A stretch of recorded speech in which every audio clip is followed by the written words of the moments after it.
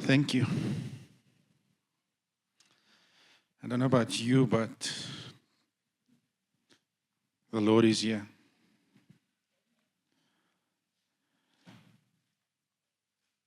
This morning I'm going to be talking about something.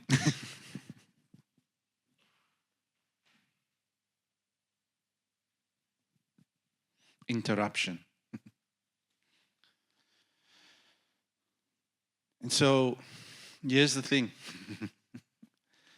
We all have plans and goals for our lives, correct? Some of us are trying to figure it out. And there's some of us who actually appreciate routine and structure. And then, whether you're structured or not, we are all creatures of habit. There are certain things that you do when you wake up in the morning that you have to do this thing to do that thing. And then we will go out of our way to protect our way of life, our relationships, our health, our finances, our status, and even our privilege. But this morning I want to talk to you about interruption. But then something happens that disrupts our plans. Any of you experienced interruption? Our routines, our relationships, our way of life, our finances, even our health. In fact, we don't like interruption or disruption at the face of it because we are creatures of habit.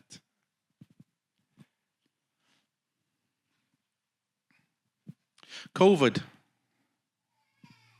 caught us by surprise. We were only going to have a 2 weeks hard lockdown. It ended up being a year. It changed the way you looked at life. It changed everything. Some of us became expert ginger beer makers, bread makers. And so life changed. We now have the concept of hybrid working. But here's something that happened, even though COVID happened, we still developed habits. We developed routines. And in fact, you'd think COVID never happened.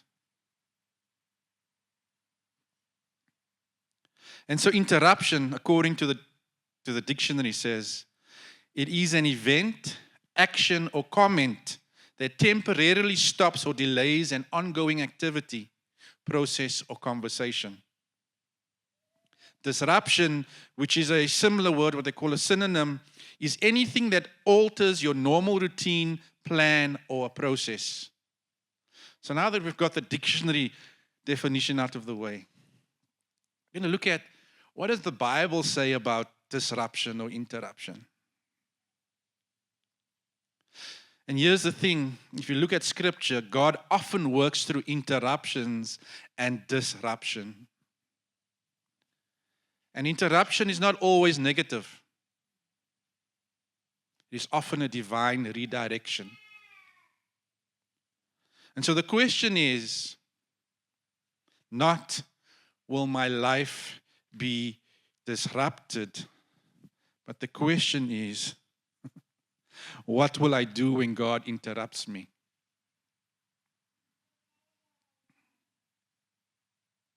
And so this morning we're going to go on a journey with a particular character in the Bible. And nobody embodies this tension better than Jonah.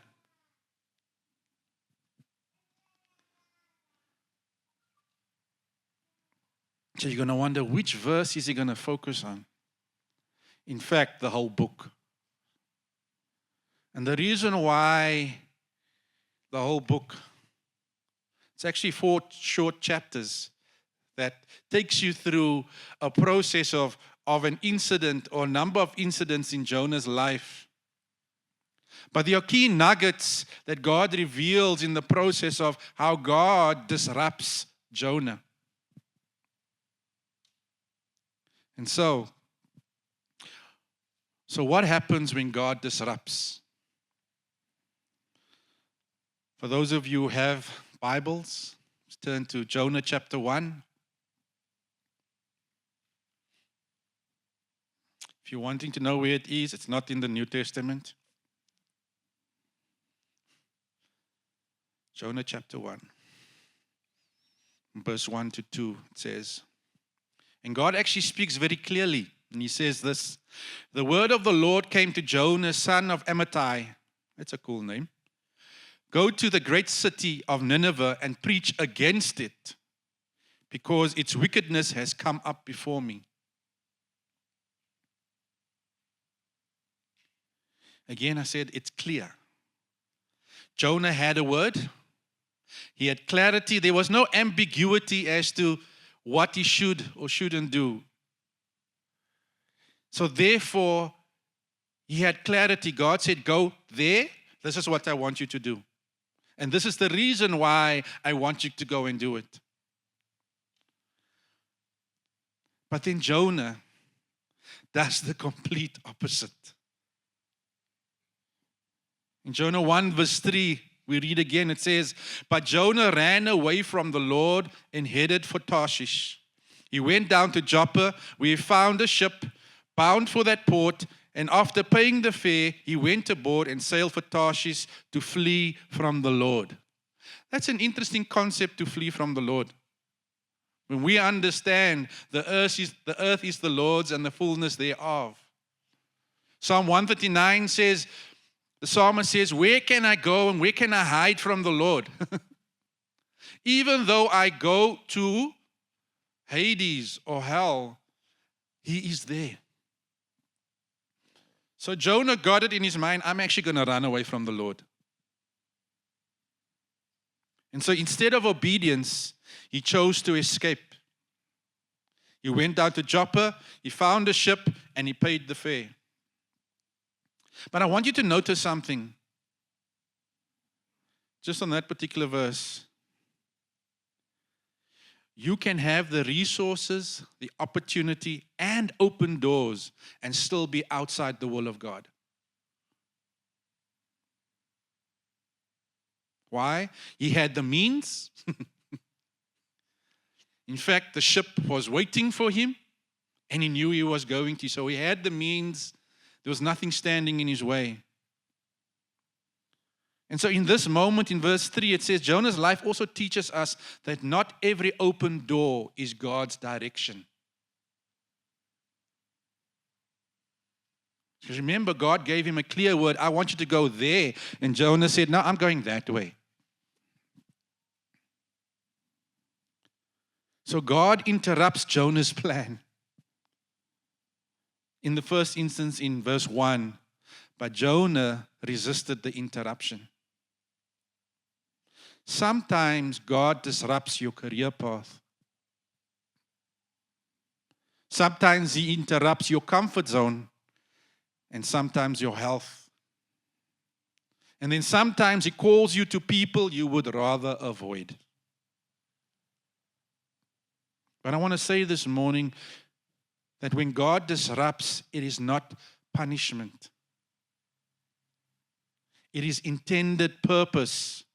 That's why they say, in hindsight, we have great wisdom. Oh, now we understand.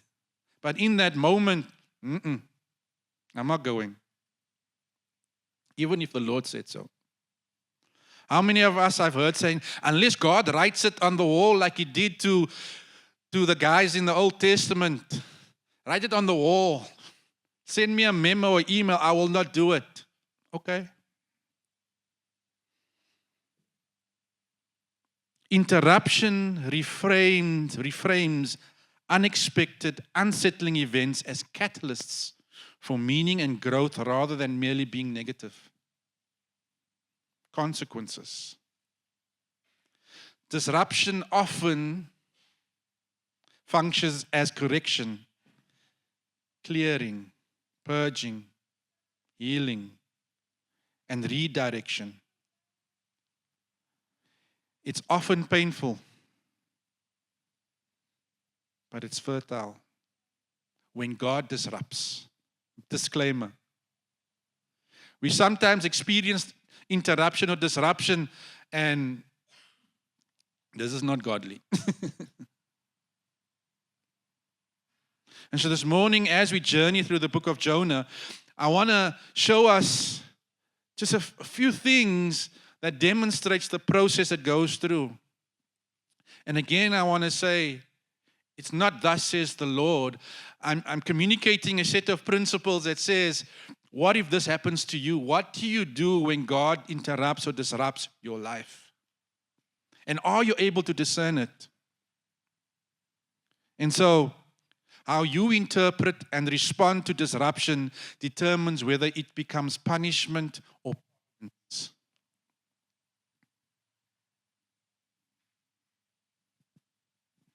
So, let's follow Jonah.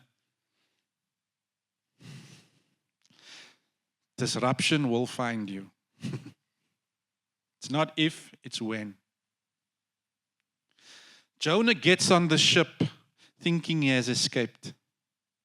In verse 4, it says the following: Then the Lord sent a great wind on the sea, and such a violent storm arose that the ship threatened to break up.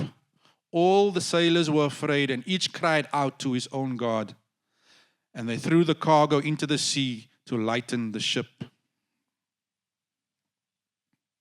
This is us sometimes. We want to run. We want to escape.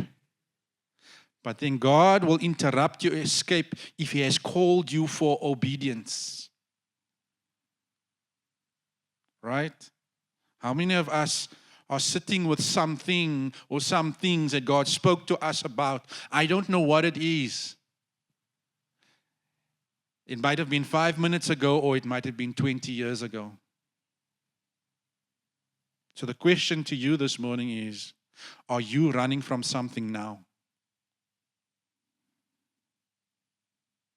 The storm wasn't random. It was targeted. Everyone on the ship suffered because of one man's disobedience. And I want to say that was the weight of the calling on Jonah. And I'm saying to you this morning, you need to discern the weight of the calling, whatever it is that God has asked you to do or not do. And I want to say this, that your obedience, and I think this is the narrative, and I think the incorrect narrative that we as church, as an institution, regardless of which denomination, we say that our salvation is personal, right? That's correct. It's our relationship with Christ. We don't doubt that. But if you look at Scripture, He never dealt with just individuals. He dealt with community, He dealt with collective, He dealt with nations. And so our obedience, your obedience is not just about you. It affects others. And then something else happens. Jonah actually sleeps through the storm. Sure. The arrogance and the, what's the Afrikaanse woord? Verneetlikheid. Don't ask me to spell it. Isn't that like us sometimes? There's chaos around us, but we're actually numb to it. In fact, the world is burning currently. In fact, our country is heading towards something on the 30th of June. People are fearful, but some of us actually don't care, and we are numb to it. Until someone else wakes us up. In Jonah 1 verse 10, the crew actually knew that he was running away from the Lord. That's interesting. If you look at the previous verses, they said, and they cried out to whatever God they ascribed to, but yet in that moment, they actually knew that this dude was actually running away from God. And so I want to say to you this morning that God will use storms, He will use people and circumstances to interrupt your avoidance. not to destroy you, but to redirect you. But that's not the end of the story for Jonah. This morning I want to say that surrender is the turning point for disruption. Let's see what it says in Jonah chapter 1, verse 12. When Jonah finally admits and he says, "Pick me up and throw me into the sea," he replied, "and it will become calm. I know that it is my fault that this great storm has come upon you," he told the sailors. In that moment, Jonah takes responsibility and the storm calms.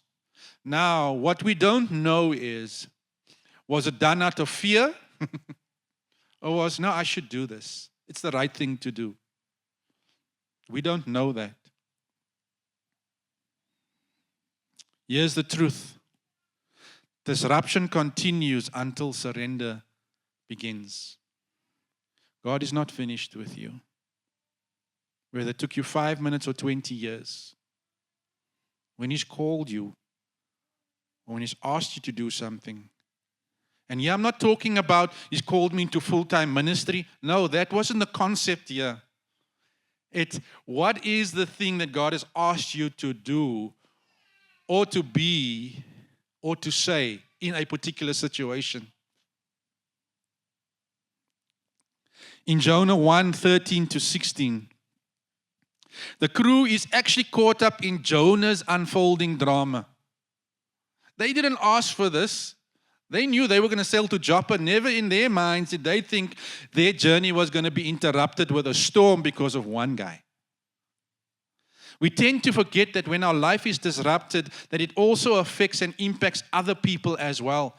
People we know and even people we don't know.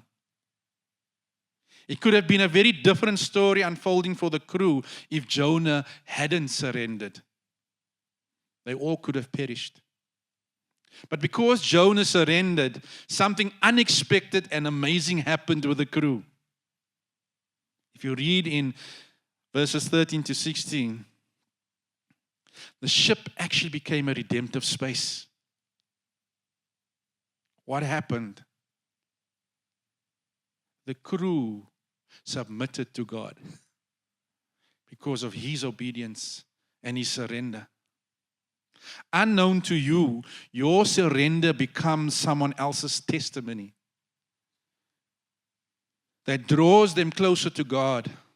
And so no longer is it a personal surrender, it becomes a collective surrender. Verse 17. Now the Lord provided a huge fish to swallow Jonah. Instead of death, Jonah encounters grace in an unusual form, a fish. Now, I'm not going to debate whether it was a whale or whether it was a whatever. It was a fish, people.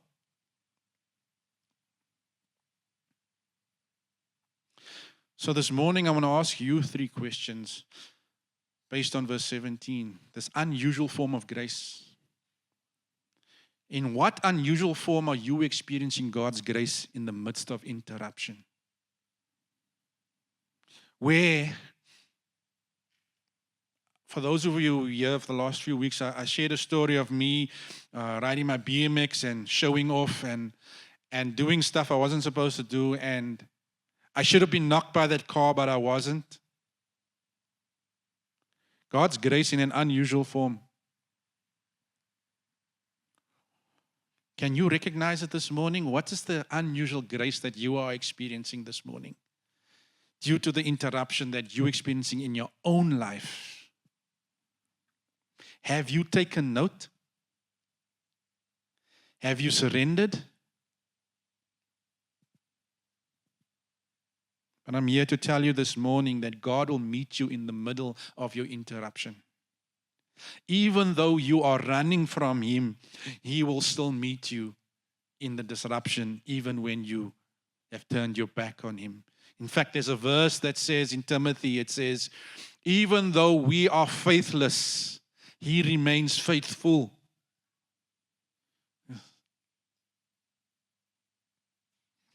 Verse 17, the latter part. of verse chapter 1 says, Jonah was in the belly of the fish for 3 days and 3 nights. What looks like judgment is actually preservation. Let me think. I don't think being in a fish is sounds like a very good idea. Remember, there was a storm raging around him. And so God provided a fish to swallow him, to protect him from the storm. So even though you chose to run away from him, he still protects you and he preserves you in the midst of whatever storm it is you're going through. The fish was not punishment, it was protection. And so, inside that dark and uncomfortable space, Jonah prays. Chapter 2.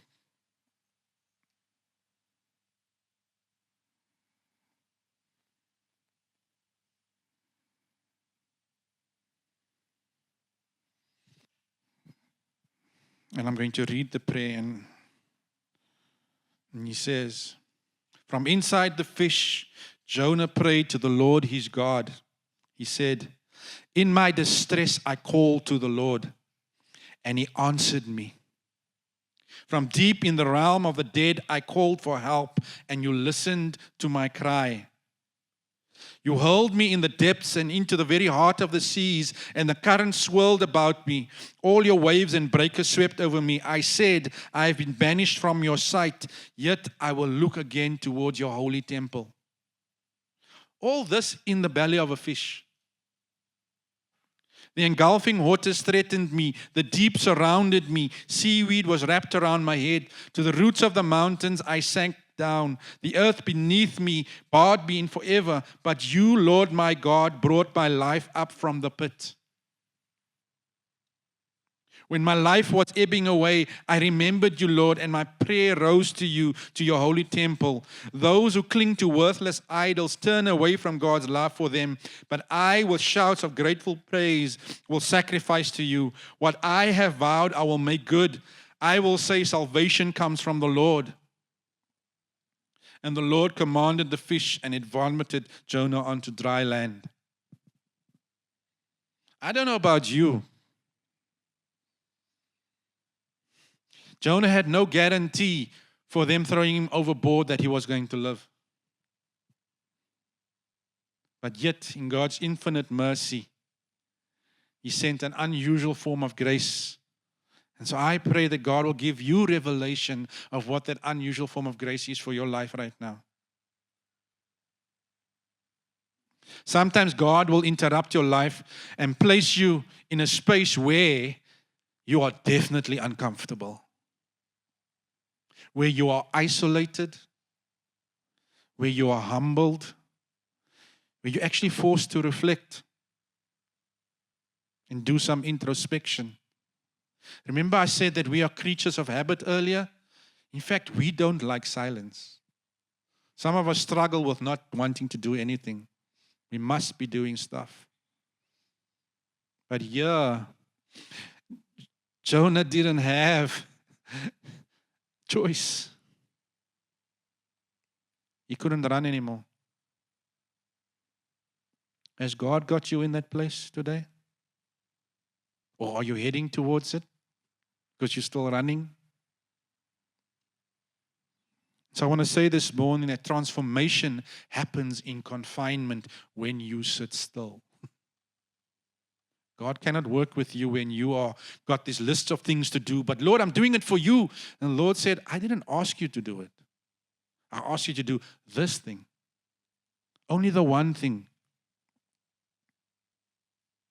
It usually signifies a concentrated, intimate process of change driven by removal from normal life and direct confrontation with reality.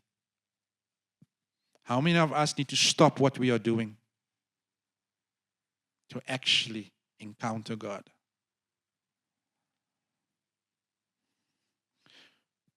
That season that you're in, it probably feels tight, uncertain, and hidden might actually be God's preparation chamber. For what? I don't know. Only you will know that. But the story doesn't end there.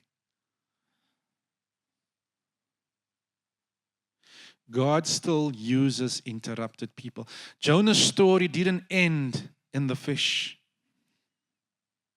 In chapter 3, verse 1, it says, Then the word of the Lord came to Jonah a second time. Go to the great city of Nineveh and proclaim it to the message I gave you. That line must be one of the most powerful lines in the whole story. Let it sink in. You know what that line is? A second time.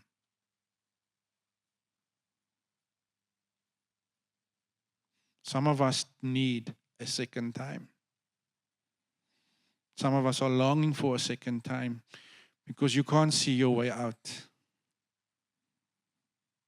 God is the God of interrupted people. God is the God of second chances.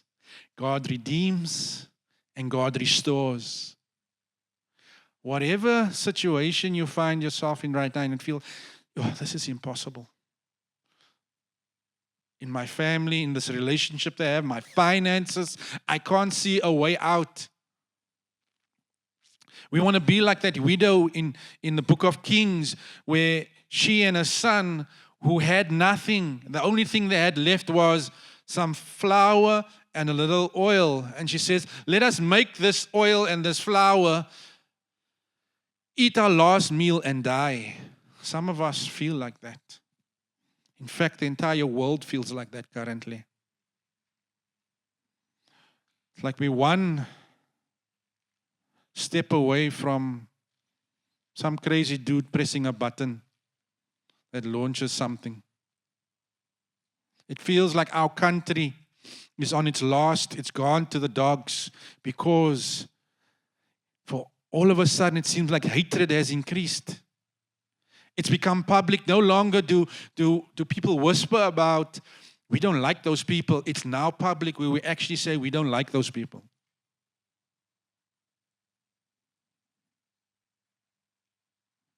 But God is a God of second chances. Then something amazing and unbelievable happens.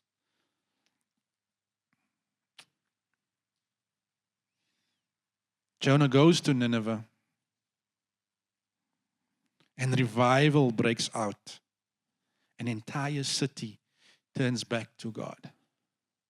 Let's read it in Jonah 3. From verse 3. Jonah obeyed the word of the Lord and went to Nineveh. Now Nineveh was a very large city. It took 3 days to go through it. Jonah began by going a day's journey into the city, proclaiming, in 40 days, and Nineveh will be overthrown. The Ninevites believed God. Remember, if you go to chapter 1 and verse 1, God says, I'm going to destroy this because they're wicked. But then they believed God. A fast was proclaimed, and all of them, from the greatest to the least, put on sackcloth. When Jonah's warning reached the king of Nineveh, he rose from his throne, took off his royal robes, covered himself with sackcloth, and sat down in the dust. This is the proclamation he issued in Nineveh. By the decree of the king and his nobles, do not let people or animals, herds or flocks, taste anything. Do not let them eat or drink, but let people and animals be covered with sackcloth. Let everyone call urgently on God. Let them give up their evil ways and their violence. Who knows? God may relent and with compassion turn from his fierce anger so that we will not perish. When God saw what they did and how they turned from the evil ways, he relented and did not bring on them the destruction he had threatened. I don't want you to miss this morning. Your delayed obedience can still produce divine impact, even 20 years later. Your obedience can impact individuals, families, organizations, communities, cities, and nations. Your obedience is never just about you. It has the impact or the potential to impact multiple generations. Your surrender becomes someone else's breakthrough. Your obedience opens doors for others. Your faithfulness creates space for others to flourish.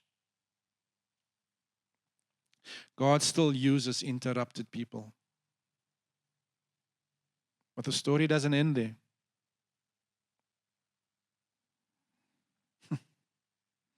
Even after obedience, God will still disrupt your heart. Jonah chapter 4, reading from verse 1. So he ran. God got him. He repented. Or let's say he surrendered. Notice I didn't use the word repent. He surrendered. Say, I'm going to do what God called me to do. He goes and does it. The people repent. But in verse 1 of chapter 4 says, But to Jonah this seemed very wrong. And he became angry. He prayed to the Lord, isn't this what I said, Lord, that when I was still at home, that is what I tried to forestall by fleeing to Tarshish. I knew that you are going to be gracious and compassionate, slow to anger and abounding in love, a God who relents from sending calamity. Now, Lord, take away my life, for it is better for me to die than to live. And you might think to yourself, what the heck? You did the very thing that God asked you to do. And then God turns the situation around. Jonah obeys, but he is angry. He didn't want Nineveh to be saved. If you read chapter 1 and the verses, he actually says those things. Yeah, I don't want to go there because they're evil. Don't we sometimes react the way Jonah reacts? We think and say, but why them? Why that situation? Lord, we prayed for them and now they turned. They don't deserve it. We even have the audacity to say that we knew that God would be gracious and compassionate, but it's not what we actually wanted to happen. They deserved what was coming to them. They must pay. They deserve what comes to them. Our heart is still bitter and angry towards the situation of the people. Why them, Lord? You could see they deserve what comes to them. And so when God does something amazing in Jonah's life and in his midst, he remains angry. And so the Lord responds to him and says, is it right for you to be angry? Jonah had gone out and sat down at the place east of the city. There he made himself a shelter, sat in its shade, and waited to see what would happen to the city. He was actually waiting for them to be destroyed. Then the Lord God provided a leafy plant and made it grow up over Jonah to give him shade for his head to ease his discomfort. And Jonah was very happy about the plant. So in his anger towards God, he was waiting for God to destroy the city, and then God gives him a big leaf to cover him shade in the midst of his anger. But at dawn the next day, God provided a worm which chewed the plant so that it withered.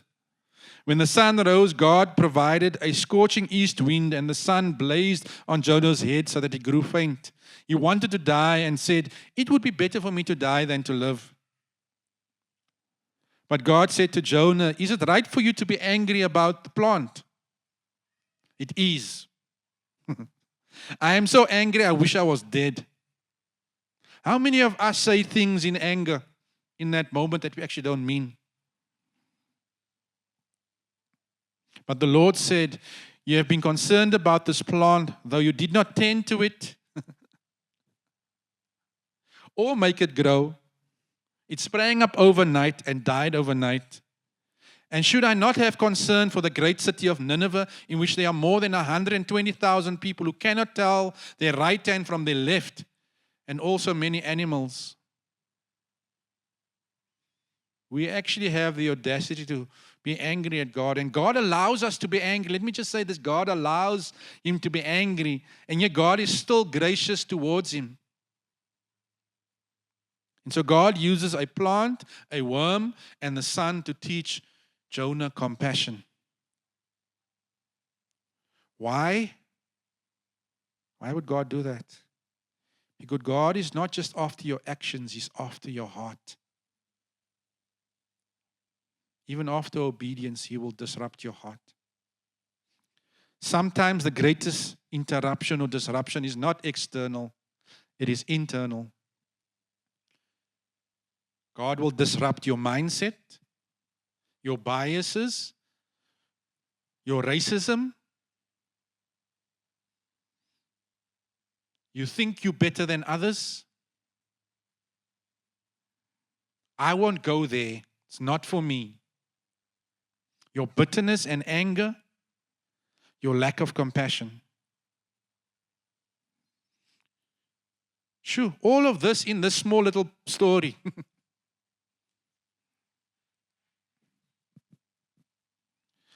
And so, as we conclude, I don't know what spoke to you this morning. I said a lot. And I'm sure there's a lot that we can unpack from each chapter and actually do a complete series about it. But that wasn't the intent this morning. The intent was for you to embrace the interrupted life. So what does Jonah's story teach us?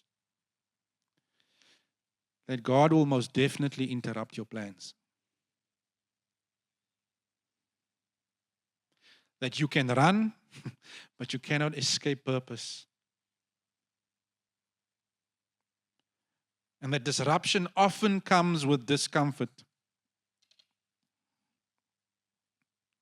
And that surrender leads to redirection. And that God gives second chances. And that he cares about your heart, not just your obedience.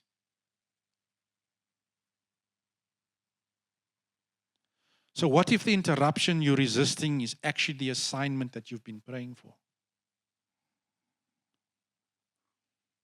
Let me read it again. What if the interruption you're resisting is actually the assignment you've been praying for?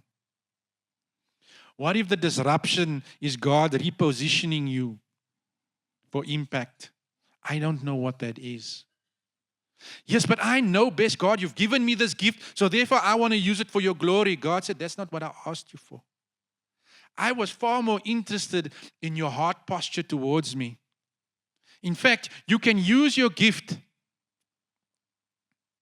but it will have the opposite effect because your heart is not in the right place. And so this morning I want to say, don't run from interruption. Don't resent the disruption. Lean into it. Embrace it. Sometimes the most powerful life you can live is not a perfectly planned life, but a faithfully interrupted one. So don't be surprised by interruption. Some of us are sometimes surprised. Why did that happen to me?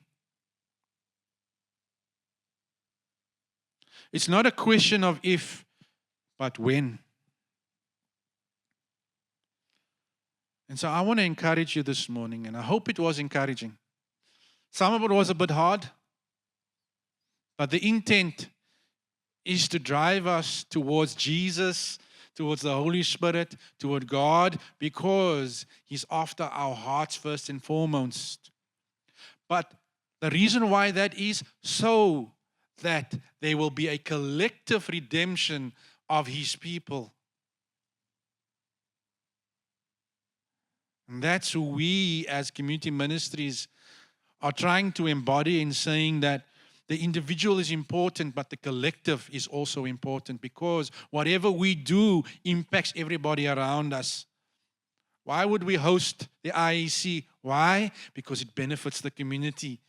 It doesn't just benefit the community, it benefits the city and this nation. Yes, but why do you have those people sitting there with their banners and stuff?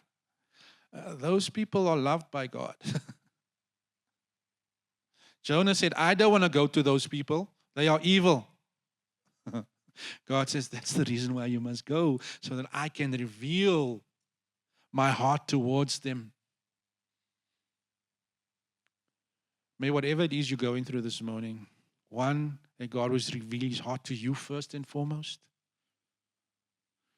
And then when you truly surrender, that your heart posture is in the right place to say, Lord, I am not the center of the story, but you're inviting me to play a part in the story so that others may live.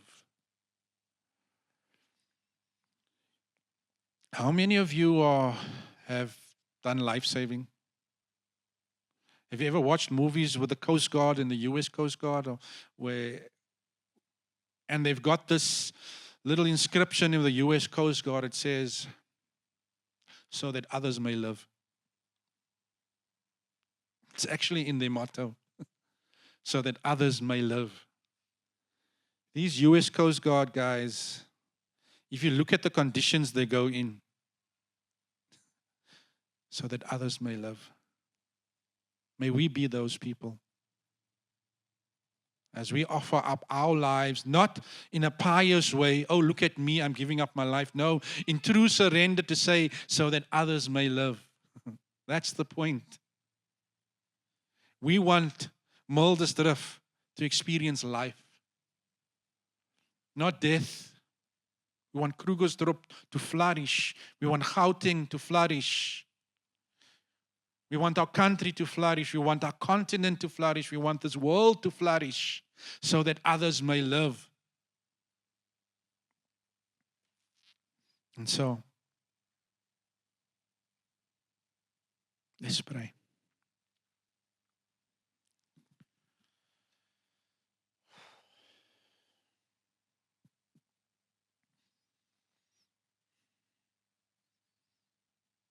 Just sit in silence for a few seconds.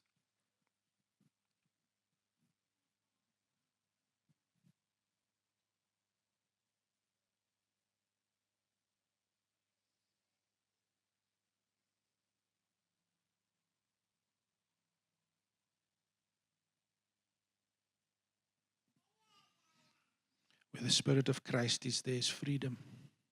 There's liberty. We sang it this morning. We are free.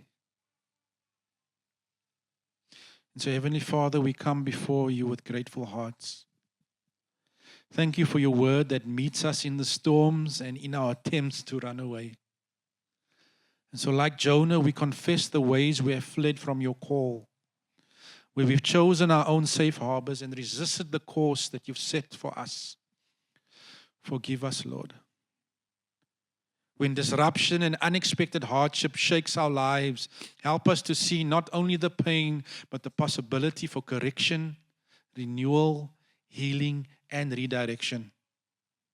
Give us eyes to discern your providence in the midst of confusion and courage to respond in obedience rather than fear. Where we need to be humbled, humble us, Lord. Where we need to be healed, heal us. Where we need to be redirected, lead us into your purposes. Fill us with hope and patience as you work. Sure, Lord, fill us with hope and patience. Strengthen our faith to trust your wisdom more than our understanding. Send your Spirit to equip us to pursue reconciliation, to serve the places we once fled, and to bear fruit from seasons that felt barren. May we recognize the redemptive spaces in the midst of disruption. And so we ask that you bless us, Lord. Provide for our needs, mend brokenness, and multiply the obedience that brings life to others. And so, Lord, make us instruments of your peace and ambassadors of your grace, ready to follow wherever you call. Amen. Amen.